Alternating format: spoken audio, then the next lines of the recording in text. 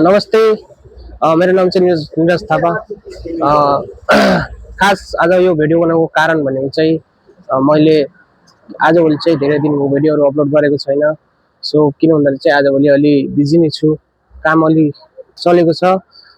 काम अलिकति कामको चक्करमा चाहिँ कामको सिलसिलामा चाहिँ मैले भिडियोहरू बनाउन थालेको छैन। सो आगामी दिनहरूमा चाहिँ म मेरो ब्लगहरू पर्दै नभए पनि हप्तामा चाहिँ एउटा ब्लग हाल्छु भन्ने मैले चाहिँ माइन्डसेट राखेको छु। सो सबैजना चाहिँ साथ सपोर्ट गरिदिनु होला। फेसबुकमा, युट्युबमा, TikTok ID Niraj Thapa blog छ, टिकटकमा पनि साथ सपोर्ट गरिदिनु होला। सो आज चाहिँ खास भिडियो बनाउनुको खास कारण भनेको चाहिँ नेपालले चाहिँ एकदम नसोचेकै गेम खेलिदियो होइन। सो हामीले चाहिँ यस्तो अपेक्षा राखेको छौँ कि नेपालले जित्छ, नेपालले गर्छ केही, नेपाल अगाडि बढ्दैछ।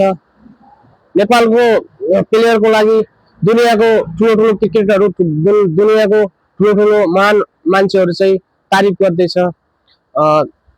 महान मान्छेहरूको ठुलो क्रिकेटरहरू चाहिँ नेपालको क्रिकेट टिममा चाहिँ नजर पर्दैछ भन्ने लागेको थियो। तर आज म्याच हार्यो, यस्तो म्याच खेलिदियो। सबै फ्यानहरूको चाहिँ हामीले चाहिँ अब सबैजनाले चाहिँ म जस्तो धेरैजना छ कामको छुट्टी गरेर भयो भने म्याच हेर्छु, म्याच छ आजै हाम्रो नेपालको म्याच छ है भनेर हामी जस्तै मान्छेहरू चाहिँ योले चाहिँ धेरै जस्तोले म्याचै हेर्नु छ भनेर कामै गरेन। यस्तो अवस्था छ, लास्टमा यस्तो रिजल्ट आउँछ। अस्तिको गेम चाहिँ यस्तो दामी दियो, यस्तो दामी गरेको थियो, त्यो गेमले गर्दा आज धेरै जस्तो मान्छे चाहिँ छुट्टी गरेर हेरिरहेछ म्याच यार।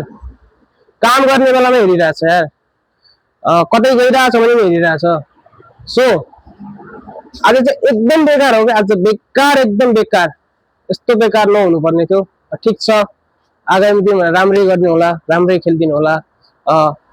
हामीहरूले यस्तो अपेक्षा गरेको थिएन कि आजको गेम चाहिँ अलि राम्रै हुन्छ सोचेको थिएँ। किनभने आज गेम खेलिदिएको भए चाहिँ अगाडि बढ्थ्यो,